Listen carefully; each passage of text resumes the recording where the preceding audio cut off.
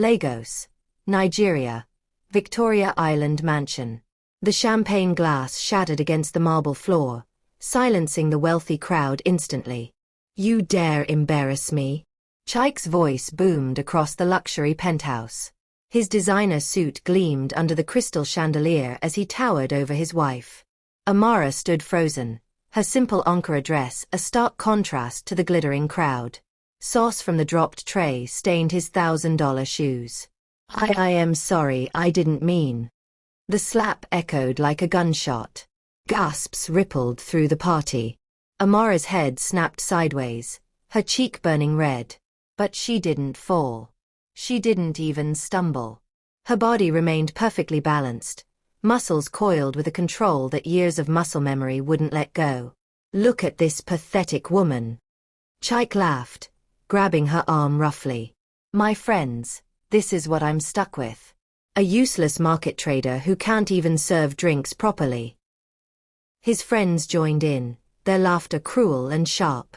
Chioma, Chaik's mistress, draped herself over his shoulder. "Why don't you send her back to the slums where she belongs?" Amara's eyes slowly rose.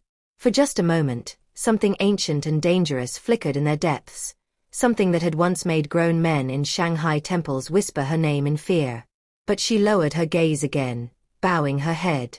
"Forgive me, husband," she whispered. She turned and walked away, her steps eerily calm, while the mocking laughter followed her out. None of them noticed how her hands remained completely still despite the humiliation. How her breathing stayed measured and controlled. How she moved with the ghost of forms practiced 10,000 times under a master's watchful eye. They had no idea who she really was. They would learn soon enough. Don't forget to like this video, subscribe, and share it with your friends, and most important thing, turn your notification bell so you can get informed when I dropped another amazing story. Drop your thoughts and reactions in the comments. What would you do if your spouse tried to kill you and you survive? Will you take a revenge or disappear forever? 6 months earlier, Balagan Market, Lagos. Amara arranged the colorful fabrics on her small stall, her movements precise and economical. The morning sun beat down on the crowded market as hawkers shouted their wares and customers haggled loudly. "Sister Amara, you're selling this Ankara too expensive, oh." Old Mom Ngozi complained, though she bought 3 yards anyway. "That your husband, he doesn't give you enough money?" Amara smiled softly. "He provides well, Mama. This is just my own small contribution." What she didn't say was that Chaik had forbidden her from working. That she came here secretly, keeping the money hidden, saving for. She wasn't sure what anymore. Old dreams? Escape plans she'd never admit to herself? Her phone buzzed. Chaik's message was short. "Important dinner tonight. My business partners. Don't embarrass me. Wear something nice for once." She sighed, closing her stall early.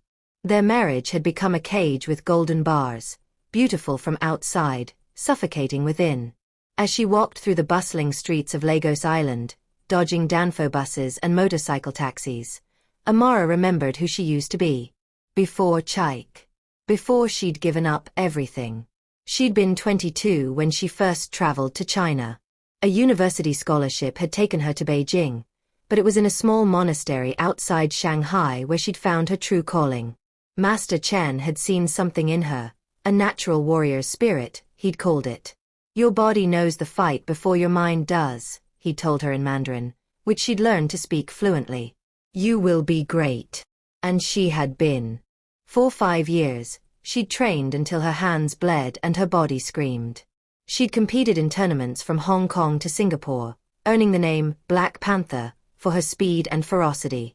Undefeated in 47 matches. Then she'd met Chaik at an international business conference in Lagos after returning home. He'd been charming, successful, everything her mother had dreamed of for her. He'd promised her the world. "Forget this fighting nonsense," he'd said. "Be my wife. I'll take care of you." Foolishly, she'd believed him. She'd walked away from Master Chen's disappointed gaze, from the trophies and the respect, from the woman she'd become. Now, 3 years later, She was just Chaik's invisible wife. That evening, as she prepared for dinner, Amara looked at herself in the mirror. The fighter was still there, buried deep. She could see it in her shoulders, still broad and strong. In her stance, still balanced and ready.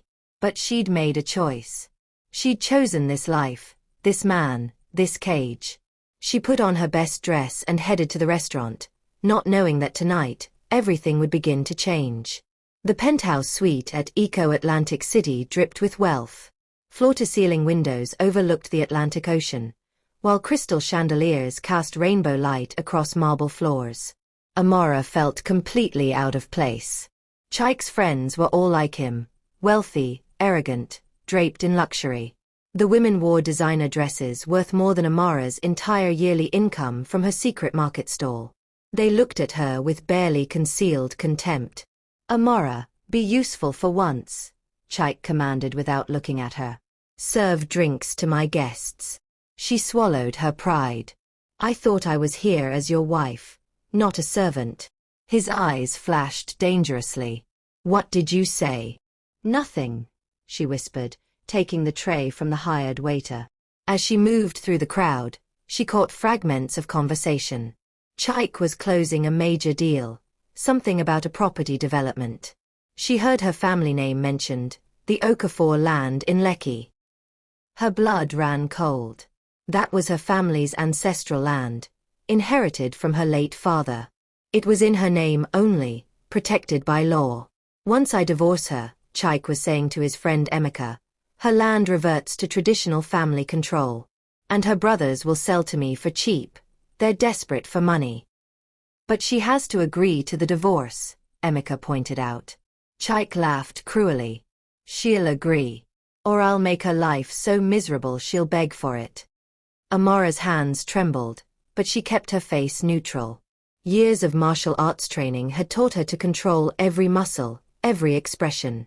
She was turning away when someone bumped her deliberately. The tray tilted, sending champagne cascading onto Chaik's expensive shoes. The room fell silent. "You clumsy fool." Chaik's roar shook the windows. "I'm sorry, someone pushed." "Excuses." He grabbed her arm brutally. "I bring you to a civilized gathering, and you embarrass me like this? Chaik, please." His hand rose, and for a split second, Amara's body prepared to react. Every instinct screamed at her to block, to counter, to make him regret raising his hand to her. But she forced herself to stay still. The slap connected with her cheek with sickening force. The pain was nothing. She'd taken punches from professional fighters. But the humiliation burned like acid. "This is my wife, everyone," Chaik announced to the shocked crowd, though some were smirking. "A market trader I was foolish enough to marry. She can't even manage simple tasks." His mistress Chioma stepped forward, her perfume overpowering. "Why don't you just leave him, You're clearly not fit for this life." The crowd laughed.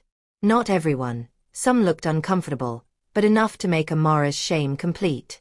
She bowed her head, made her apologies, and left quickly. In the elevator down, alone at last, Amara touched her burning cheek. A single tear rolled down, not from pain, but from rage, at Chaik, but mostly at herself. She'd become weak. Forgotten who she was. As the elevator descended, something shifted in Amara's core. A door she'd locked tight began to crack open. Amara didn't go home that night. Instead, she found herself at Bar Beach, sitting on the sand, watching the Atlantic waves crash in the darkness. Her phone buzzed constantly, Chaik's messages growing progressively angrier. "Where are you? Come home now. You're making this worse for yourself." She turned off her phone. The moon rose high, casting silver light across the water. Amara stood, removed her heels, and planted her feet in the sand. Slowly, her body remembered. Her arms rose in the opening stance of Tai Chi, movements flowing like water. One form led to another, muscle memory taking over. Her breathing deepened, centered in her core. Then she shifted, faster now, into the explosive power of Shaolin Kung Fu. Punches snapped through the air with audible force. Kicks whipped in perfect arcs. Her body moved in sequences practiced 10,000 times until they'd become as natural as breathing.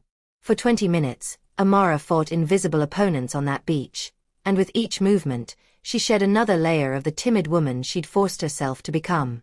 When she finally stopped, chest heaving, she felt alive for the first time in 3 years. Not bad. Amara spun, dropping into a defensive stance automatically. An elderly man stood nearby, his white agbada glowing in the moonlight. Despite his age, his posture was perfectly straight, his eyes sharp and assessing. "Who are you?" Amara demanded in Yoruba. He answered in Mandarin, "Someone who recognizes a warrior when he sees one.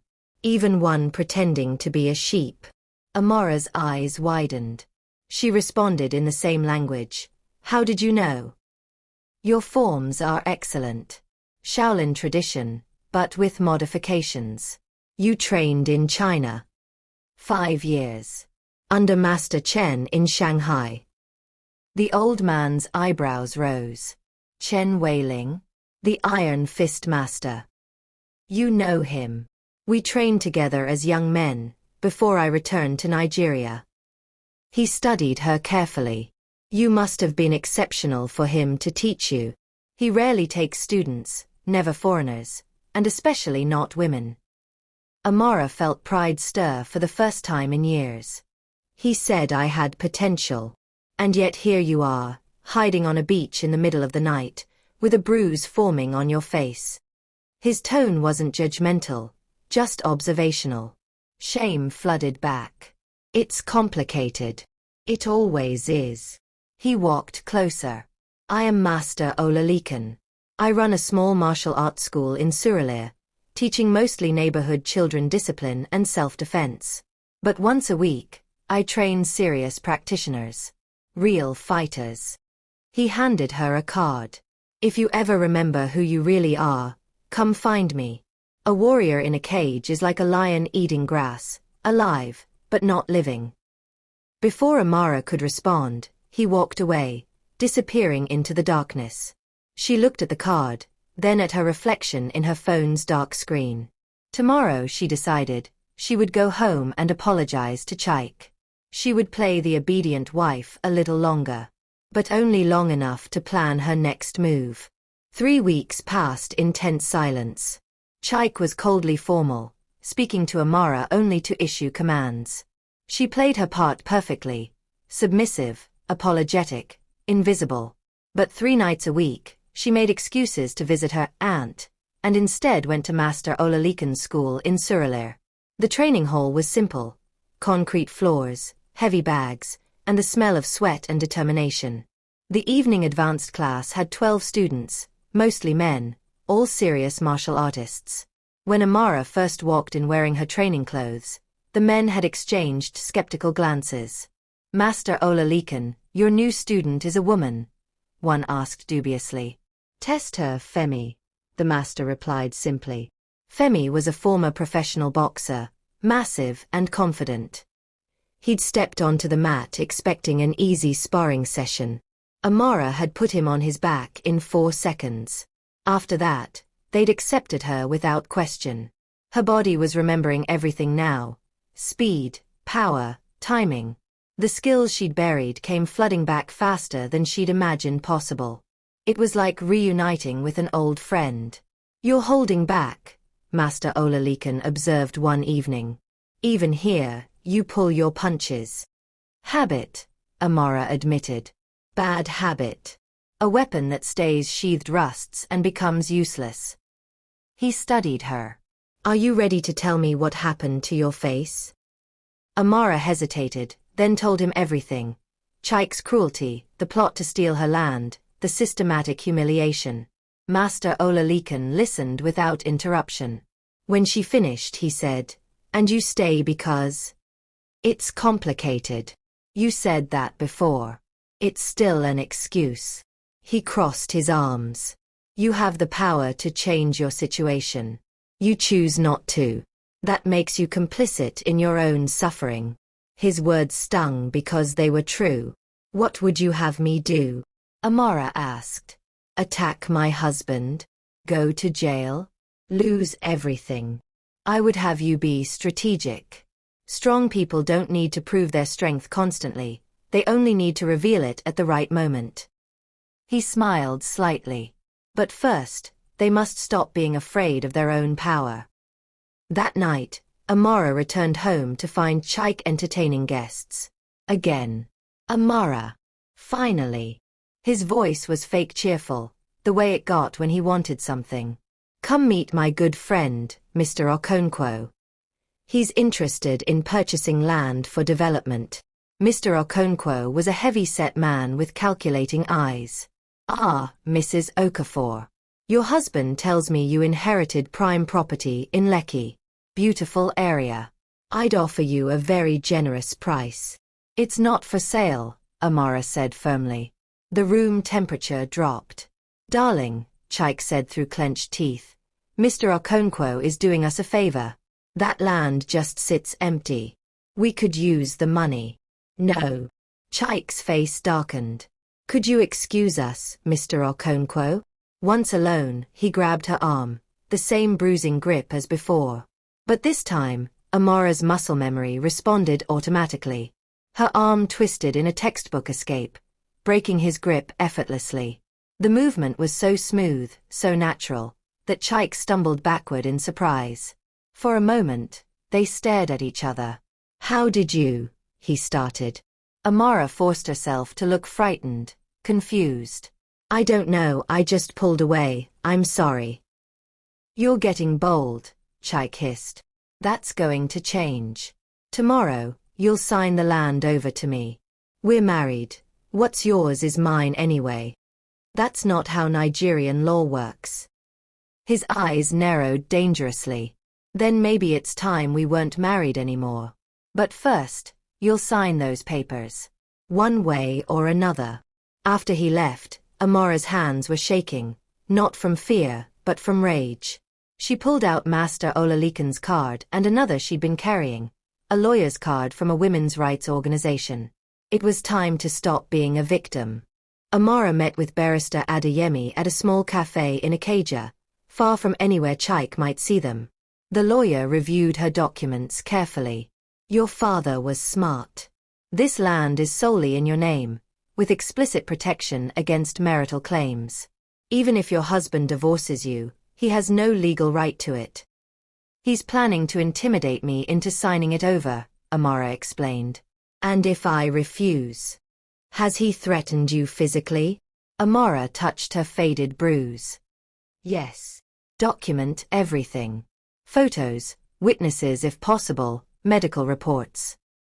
Barrister Adeyemi leaned forward. Mrs. Okafor, I've handled dozens of cases like yours. Wealthy men who think their money puts them above the law. They rely on their wives being too afraid or uninformed to fight back. I'm not afraid anymore, Amara said quietly. Good. Because this will get ugly before it gets better. That evening, Amara returned home to find Chaik waiting with two large men in dark suits, clearly hired muscle. Darling wife, Chaik said with mock sweetness. These are my friends Razor and Blade. Unfortunate nicknames, I know, but they're here to help convince you to be reasonable about the land situation. Razor cracked his knuckles menacingly. Mr. Chaik says you've been difficult, madam. Amara's heart raced, but her training kicked in. She assessed them professionally, both big, probably strong, but moving like street brawlers rather than trained fighters. All power, no technique. I'm calling the police, she said, reaching for her phone.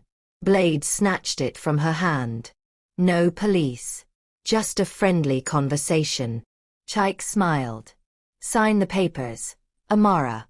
Or my friends will help you understand the importance of being an obedient wife. For 3 years, Amara had swallowed her pride, buried her strength, pretended to be helpless. That ended now. Okay, she said softly, moving toward the table where the papers lay. Both men relaxed slightly. Then Amara moved. Her elbow struck Blade's solar plexus with surgical precision. As he folded forward, gasping, her leg swept Razor's feet from under him. He crashed into the glass coffee table with a spectacular crash. Blade recovered, swinging a wild haymaker. Amara ducked under it easily, her counterpunch catching him perfectly on the jaw. His eyes rolled back and he dropped like a sack of rice. Razor was back up, roaring, charging forward. Amara sidestepped, using his momentum against him, guiding him straight into the wall. The impact left a crack in the drywall. Total elapsed time: 9 seconds. Both men lay groaning on the floor. Chaik stood frozen, his mouth hanging open in shock.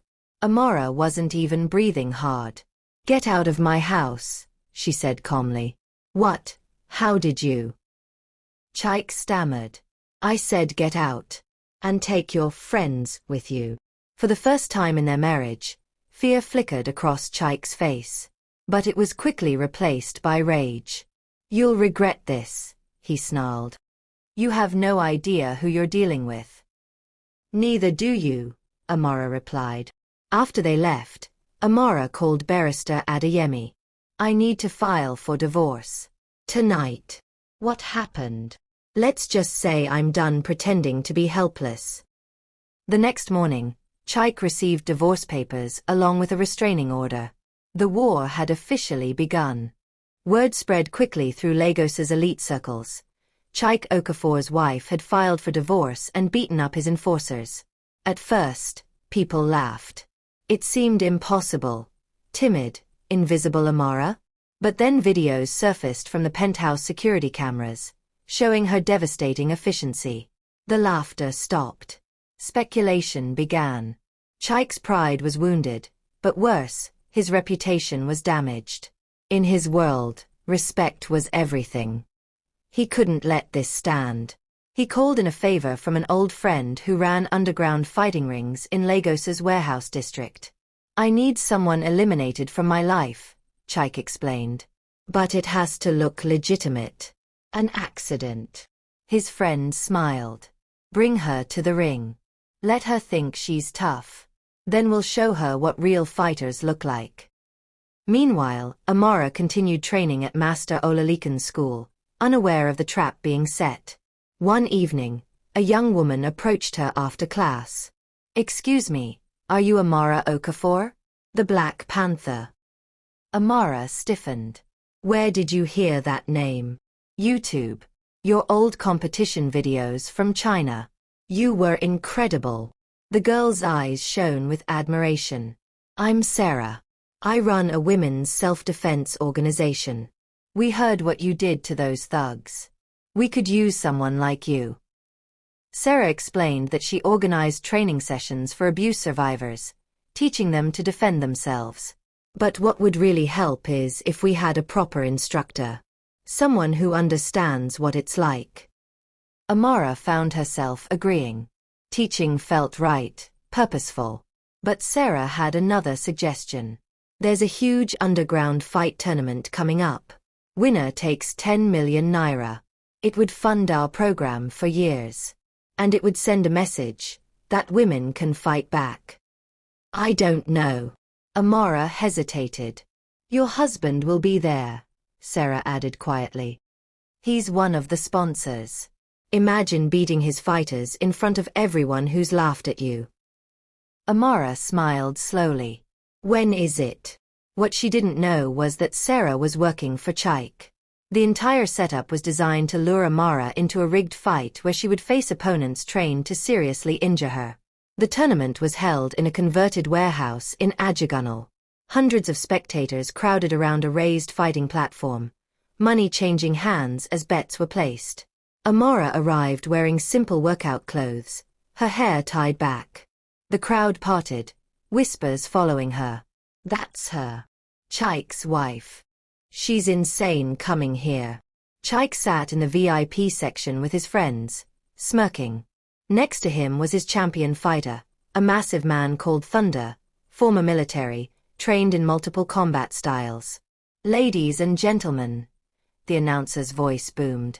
"Our special exhibition match, the mysterious Black Panther versus our reigning champion, Thunder." Thunder stepped onto the platform. He outweighed Amara by at least 50 kilograms, all muscle. Nothing personal, small sister, he said in pidgin English. Just business. Amara bowed respectfully. Then she smiled. Same here. The bell rang. Thunder charged like his namesake, raw power, devastating intent. His first punch would have knocked out most men. Amara wasn't there. She'd slipped to the side, her counterstrike hitting his kidney with shocking force. Thunder grunted, spun, unleashed a combination of punches and kicks. Impressive technique. But Amara moved like water between raindrops, untouchable. Her counterattack was surgical. Pressure points, joint strikes, nerve clusters. Each hit precise and devastating. Within 2 minutes, Thunder was breathing hard, frustrated, his movements becoming sloppy. Amara decided to end it. She fainted high, went low, swept his legs, and as he fell, her spinning kick caught him perfectly on the temple.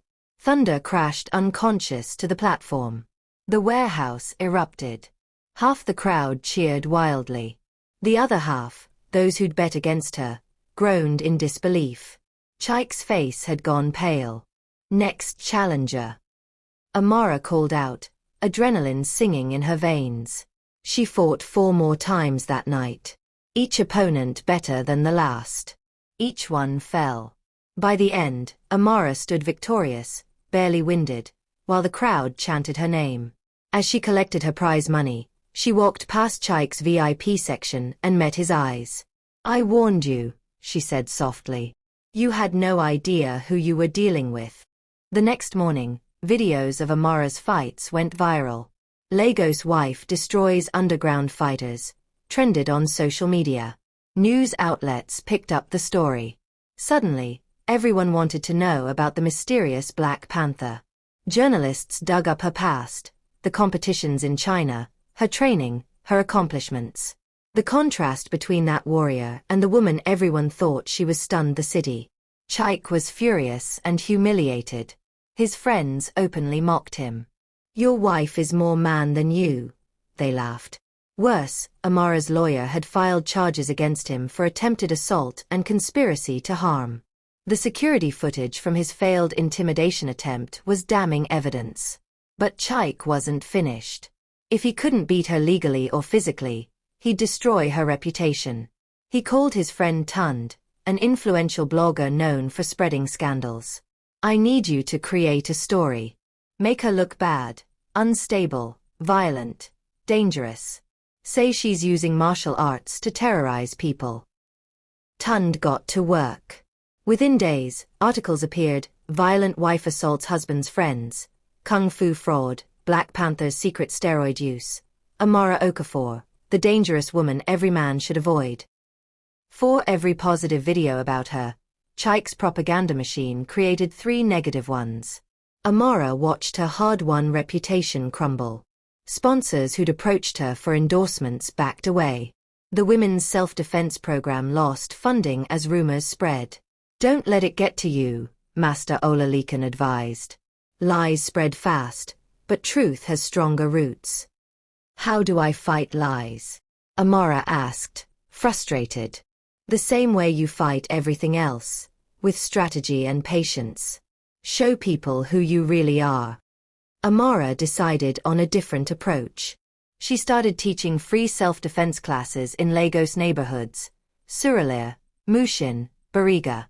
She worked with abuse survivors, sharing her own story of humiliation and recovery. I let someone make me feel small, she told the women in her classes. I let him convince me I was weak. But strength was inside me all along. It's inside you too. The women connected with her authenticity. One by one, they shared her real story on social media, countering Chaik's propaganda with personal testimonials. Meanwhile, Chaik's problems were multiplying. His business partners, seeing how he'd treated his wife, began questioning his character. Several deals fell through. His reputation in Lagos society, once sterling, was now tarnished. One evening, he showed up at Amara's new apartment. She'd moved out during the divorce proceedings. We need to talk, he said, looking uncharacteristically humble.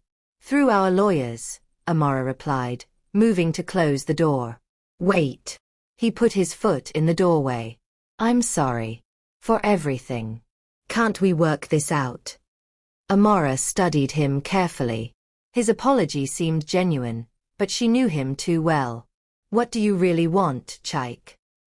His mask slipped. Your land. Just sign it over, drop the charges, and I'll stop the smear campaign. We can both move on. So the apology was fake. As usual. Everything doesn't have to be a fight. Chaik snapped, his true nature emerging. You think you're so strong now? You think you've won. I think, Amara said calmly, that I've already won. I'm free of you. That's victory enough. We'll see about that. His eyes glittered with malice. I have one more card to play. Your family. Amara's blood ran cold. What did you do? Your brothers owe money. A lot of money. To very bad people. I bought their debt.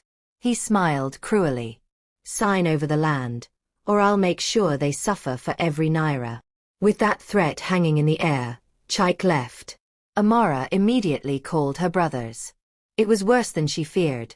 They'd borrowed 15 million naira for a failed business venture and couldn't pay it back. We didn't want to tell you, her older brother John admitted. We're sorry. We'll figure something out. Amara stared at the prize money from the underground tournament. 10 million naira. Not enough to cover the debt. She had two choices, surrender her land to save her family, or find another way. Master Olalekan's words echoed. Strong people don't need to prove their strength constantly, they only need to reveal it at the right moment. Perhaps there was a third option. Amara spent 3 days planning. She consulted with Barrister Adeyemi, Master Olalekan, and Sarah, who'd proven herself genuinely committed to the women's defense program, despite Chaik's initial manipulation. We need to expose him completely, Amara explained. His illegal activities, the fake smear campaign, everything. But we need evidence. Sarah had an idea. My cousin works in cybersecurity. If Chaik's been coordinating all this through messages or emails, we might be able to access them. Legally, she added quickly, through proper channels if we can show probable cause. Meanwhile, Amara learned that Chaik was planning a massive event, a charity gala to repair his damaged reputation. All of Lagos's elite would attend. That's our moment, Master Olalekan said. Public exposure is more powerful than any legal proceeding. Amara also discovered something interesting. The debt Chaik claimed her brothers owed was partly fabricated. He'd inflated the numbers and added fraudulent interest charges. With proper documentation, they could prove his financial manipulation. But gathering evidence would be dangerous. Chaik had eyes everywhere. Amara decided to use her underground fighting reputation as cover. She challenged other fighters, participated in training exhibitions, kept herself visible in that world while quietly working on her plan. At one training session, she met an unexpected ally, Thunder, the fighter she'd defeated. He approached her after class. I respect what you did, he said. You fought with honor. That's rare in this business. Thank you. Also, Thunder continued, I know why Chaik hired me to hurt you. He told me you were a violent criminal who'd threatened his family. He looked ashamed. When I learned the truth, I quit working for him. He's good at lying, Amara said quietly. I want to help you take him down. He's hurt a lot of people. Fighters he's underpaid, people he's cheated. If you're gathering evidence, I can testify. Amara gained 3 more allies that week. 2 other fighters Chaik had wronged and a former business partner he'd betrayed. The plan came together.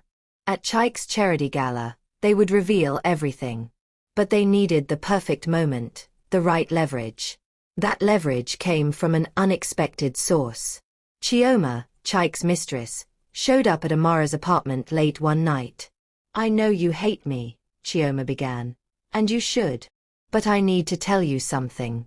Chioma explained that Chaik had been using her too, promising marriage, a future, while secretly having affairs with multiple women. Worse, she'd discovered he was embezzling from his own charity fund. He keeps 2 sets of books, Chioma revealed. I have access to his private office. I can get you copies. Why would you help me? Amara asked suspiciously.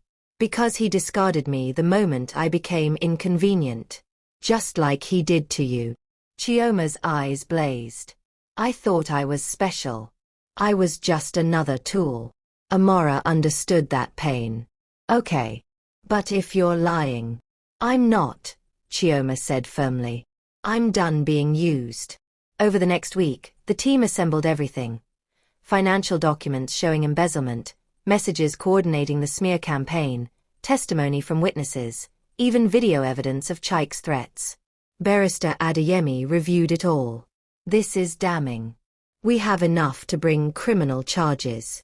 First, we expose him publicly, Amara insisted. He destroyed my reputation in public. His destruction should be equally public. The night of the charity gala arrived. Eco Hotel was filled with Lagos's wealthy elite, all there to celebrate Chaik's generosity and rebuild his image. Amara walked in wearing a stunning Ankara evening gown, her head held high. Whispers followed her. Chaik spotted her and went pale. What are you doing here? I was invited, Amara said smoothly. This is a charity event, open to all donors. And I'm making a donation tonight. Get out. Make me. Amara smiled. Oh wait, you tried that already. How did that work out? Before Chaik could respond, the lights dimmed for the main presentation. He was supposed to give a speech about his charitable work. Instead, the screens lit up with something else entirely. The first image that appeared on the massive screens made the crowded ballroom gasp. It was a spreadsheet showing 2 sets of financial records, one reported to donors, another showing where the money really went. Ladies and gentlemen, Amara's voice came through the sound system as she took the stage.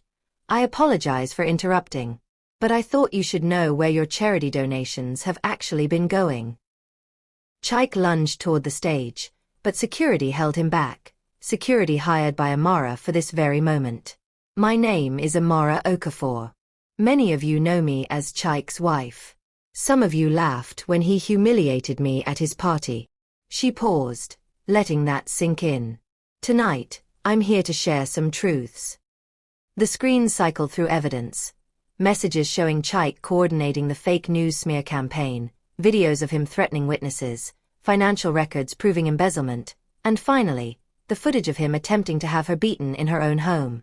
For 3 years, I let this man convince me I was worthless, Amara continued, her voice steady. I buried who I was to be who he wanted. I let him steal my identity, my dignity, my power. She gestured to the screens. But worse than what he did to me is what he's done to others. He's embezzled millions from this charity. Money meant for orphanages and schools. He's destroyed people's reputations with lies. He's used violence and intimidation. The audience was silent, stunned. Some recorded on their phones. This was the scandal of the year. Chaik finally broke free from security and stormed the stage. This is slander. I'll sue you for every naira you have. Sue me with what? Amara asked calmly. Your embezzled charity money? Oh wait, the Economic and Financial Crimes Commission is very interested in that. As if on cue, EFCC officials entered the ballroom. Chaik's face went from red to white. You set me up. No, Amara corrected. I exposed you. There's a difference. Everything shown here tonight is documented truth. One by one, witnesses took the stage. Thunder and other fighters Chaik had cheated, business partners he defrauded, even Chioma, who testified about the embezzlement scheme. By the end, Chaik stood alone on that stage, his carefully constructed world crumbling. You destroyed my reputation with lies, Amara said quietly, stepping close to him. I'm destroying yours with truth. That's the difference between us. The EFCC officials moved to arrest him. As they led Chaik away in handcuffs, he turned back to Amara with pure hatred in his eyes. This isn't over, he hissed. Yes, Amara said. It is. The ballroom erupted in chaos, some guests trying to distance themselves from Chaik, others demanding refunds of their charity donations, still others applauding Amara's courage. Amara left quietly, slipping out a side entrance. She'd done what she came to do. Outside, Master Olalekan waited with a proud smile. You fought well. Not with fists, but with truth. Sometimes that's the stronger weapon. I learned from the best, Amara replied.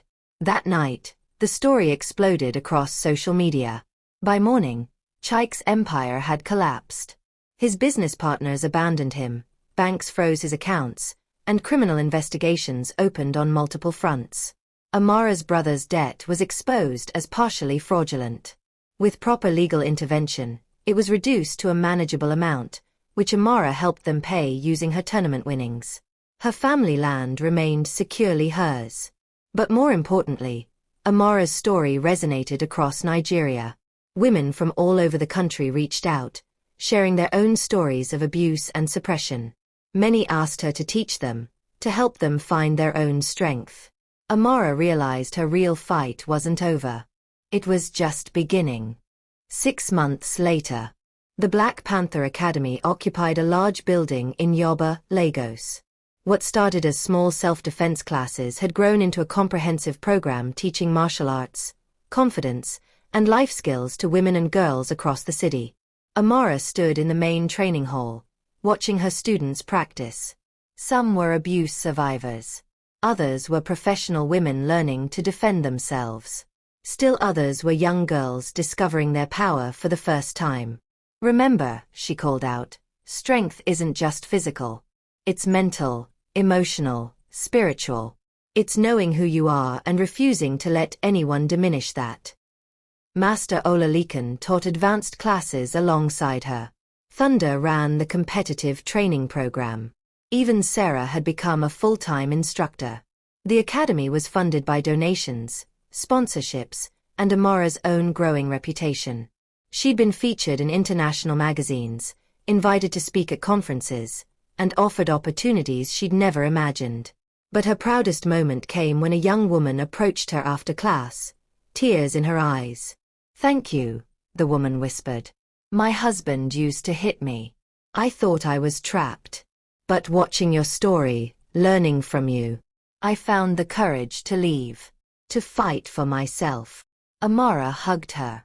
You found that courage yourself. It was always inside you.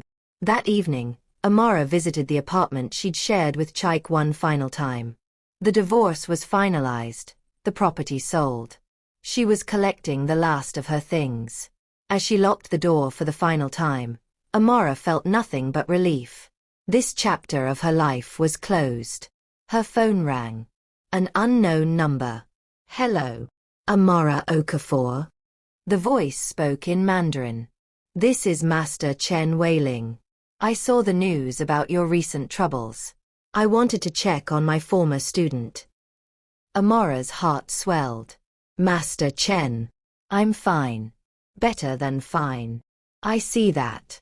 You've become what I always knew you could be. A warrior not just in skill, but in spirit. He paused. When you're ready, I'd like you to visit Shanghai again. Not as a student this time, but as a peer. Perhaps you could teach our advanced students. Share your experience. I'd be honored. Good. Also, there's an international exhibition tournament next month. I think you should compete. Show the world that the Black Panther never truly retired. Amara smiled, feeling that familiar anticipation. Send me the details. After hanging up, she stood on her balcony overlooking Lagos. The city sprawled before her, chaotic and beautiful, full of possibility. For 3 years, she'd been lost, suppressed, hidden. She'd let someone else define her worth. Never again. Amara was many things now. Teacher, fighter, survivor, advocate. But most importantly, she was herself. Fully, completely, unapologetically. The journey hadn't been easy. She'd been humiliated, betrayed, pushed to her limits. But through it all, she'd discovered something crucial. Her strength had never left her. It had just been waiting for permission to emerge. The Black Panther, she whispered to the wind. Not a name someone had given her. Not an identity she'd buried. But who she truly was, and always would be. Epilogue. Lagos Sports Arena. International Exhibition Tournament. The crowd roared as Amara stepped into the ring. Her opponent was a champion from Brazil, favored to win. But Amara wasn't intimidated. She'd faced worse than this. The bell rang. Amara moved like poetry. Fluid, powerful, unstoppable. Each technique was perfect, each strike precisely controlled. This wasn't about violence or vengeance. This was about excellence. About joy. About expressing who she truly was. In the audience, her students cheered wildly. Her brothers waved Nigerian flags. Master Olalekan nodded with quiet pride. And somewhere across the world, in a Shanghai temple, Master Chen watched the live stream and smiled. 3 minutes later, Amara stood victorious, her arm raised in triumph. She'd lost 3 years of her life living as someone else's shadow. But she'd found herself again. And that made her unstoppable. The END, don't forget to like this video, subscribe, and share it with your friends, and most important thing, turn your notification bell so you can get informed when I dropped another amazing story. Drop your thoughts and reactions in the comments. What would you do if your spouse tried to kill you and you survive? Will you take a revenge or disappear forever?